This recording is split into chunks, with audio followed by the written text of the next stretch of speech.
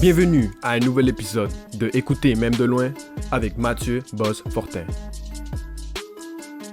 Aujourd'hui à la balado, on reçoit les Bilinguish Boys. Hey, vous êtes trois chums, vous avez fait de la musique souvent ensemble dans le passé, puis là vous avez décidé de vous unir dans un groupe. Parlez-moi de ce groupe, les Bilinguish Boys. Qu'est-ce que c'est, qu'est-ce que vous faites, puis pourquoi vous avez créé ça ensemble, ce groupe? Je pense que c'est, comme tu l'as dit, on est trois musiciens, artistes qui viennent tous de la même région, il faut le dire, là, juste dans les banlieues de Sudbury, à Zilda, Chelmsford, et on a grandi ensemble, on a fait de la musique ensemble dans plein de différents projets, mais jamais juste les trois comme ça. Puis chacun apporte sa force aussi, ce qui est intéressant avec nous autres, parce qu'on écrit tout, on a toutes nos carrières solo, si vous voulez bien, mais chacun aussi a différentes, des différentes choses qu'il apporte au groupe. Edouard, par exemple, il est un maître de la guitare, des solos, des choses comme ça. Steph, lui, pour aller animer la foule, pour aller chercher la foule, aller chercher les émotions, c'est comme le maître là-dedans. Puis moi, je m'insère bien dans les harmonies ou dans les arrangements, des choses comme ça. Donc ça, c'est peut-être nos forces, mais tout ensemble, on est tous capables de s'accompagner, d'écrire des chansons, de chanter, de faire rire, et c'est cette chimie-là qui, pour nous autres, c'est vraiment juste le fun. C'est né du fun, ce projet-là, Bilinguish Boys, puis à cette heure, là, on commence de faire ça de façon plus professionnelle, mais c'est vraiment né d'une idée de plaisir, de fun pour s'amuser ensemble. Mais c'était très drôle parce que j'avais eu un appel de la taverne à la vigne. Et il m'appelle, il dit, garde, ça serait le fun que tu viens faire un petit show. Et moi, avec le manque de confiance que j'ai dit, garde, ça serait cool si j'invite des chums. Parce que, j'ai pas besoin de travailler aussi fort puis de chanter pendant 3 heures.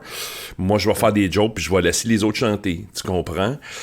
Et là, j'ai appelé Dave puis elle. Je dis, regarde, on va juste niaiser. C'est une soirée. C'est bien cool. Et on s'appelle les Bilinguish Boys. Et c'est pour un prélèvement de fonds.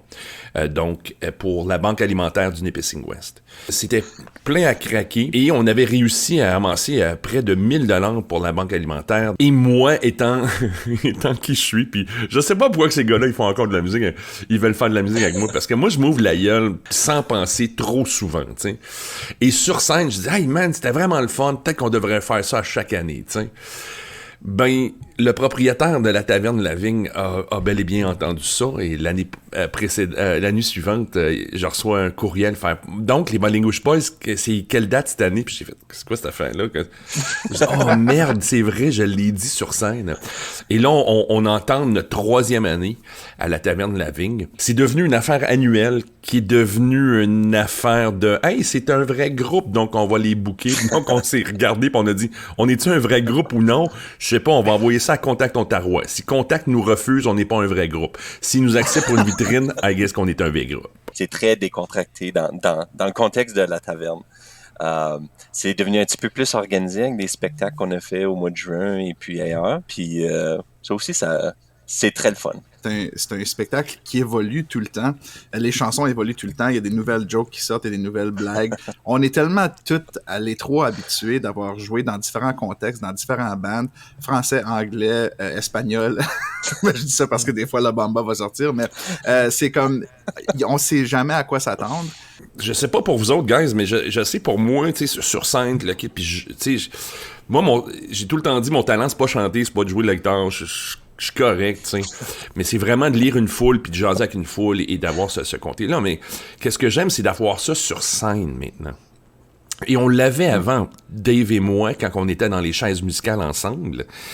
Et j'aimais cette chimie-là sur scène. C'était vraiment, moi, les chaises musicales dans le temps, là, on retourne en arrière quand Dave et moi étions dans le groupe. Pour moi, j'avais vraiment modelé ça sur j'étais pour dire Backstreet Boys, mais non, les Bare Naked Ladies. Les Bare Naked Ladies. Ouais, les Bare Naked Ladies, où t'avais deux gars, Ed Robertson, Stephen Page, puis ils se fidaient un puis l'autre, puis l'autre, tu piques une tangente, coach, je te suis. Il y a une confiance qui va avec ça. Et j'aime ça, de retrouver ça, après tellement d'années de jouer solo. Et là, t'embauches des musiciens, mais tes musiciens sont toujours en arrière. C'est toi. Mais là, c'est pas toi le show, c'est nous le show. T'sais. Le show, c'est les trois. Donc, puis c'est de trouver ce ballon-là de « Alright, man, moi, je sais que je suis capable de mettre le paquet. Là. Je sais que je suis capable de parler, esti, puis pas finir. Puis... » Mais de trouver le ballon de « Non, c'est pas ton show, c'est notre show. Il faut trouver le ballon entre tout ça. » Mais quand il y a une bonne joke, puis soyons honnêtes, Edouard, c'est vraiment le maître des jeux de mots. Quand il trouve un jeu de mots, Ben là, tu fais, regarde, on peut pas laisser ça tomber, maudite merde. Il faut qu'on aille avec ça, puis on va y aller au fond, tu sais. Puis c'est vraiment ça, puis c'est vraiment cette camaraderie-là, je pense, qui fait la différence dans notre spectacle. Parce que de la musique, c'est de la musique, mais c'est ce petit cachet-là supplémentaire, je pense, qu'on amène au spectacle. Au niveau de la musique, qu'est-ce que vous présentez comme chanson? C'est un répertoire, votre répertoire mélangé, des nouvelles chansons, des covers? Qu'est-ce qu'on peut s'attendre à voir d'un show des Bilinguish Boys? Ben pour les Bilinguish Boys, c'est vraiment ça, c'est un mélange. Nous, c'est certain qu'on a chacun une carrière solo, donc on a des chansons qu'on a écrites, qu'on a performées, qui fait partie de notre passé, puis que les gens s'attendent un peu à voir, à entendre. Il y a aussi là-dedans des reprises, il y a là-dedans des surprises, parce qu'on sait jamais des fois qu'est-ce qu'on va sortir. On rentre dans des jams des fois où ça peut être un medley de plein de différentes choses, on appelle ça des mash-ups, là, tu sais, où on commence dans une tune, puis là, tout d'un coup, on est rendu dans plein de différents styles. C'est certain que j'ai l'impression que dans les années à venir, il va y avoir du matériel original qui va sortir de ça aussi, parce qu'on est tous créateurs, on aime tout ça, créer quelque chose de nouveau. Dave, je pense, en résumé, on joue des chansons qui n'ont pas été écrites encore. Moi, de mon côté, je sais que ce que j'aime, c'est de miser sur les voix, tu sais. Et d'avoir des voix masculines qui harmonisent aussi, c'est très incommun. C'est pas très commun, on dirait, dernièrement. Ça me ramène un peu au premier trio dans Bref, tu sais, où que c'était les trois gars acoustiques, mais ils misaient beaucoup sur les harmonies, et c'est ça que j'aime, parce que comme chanteur principal, c'est une chose chanter tes chansons ou des chansons des autres, c'est une autre chose harmoniser.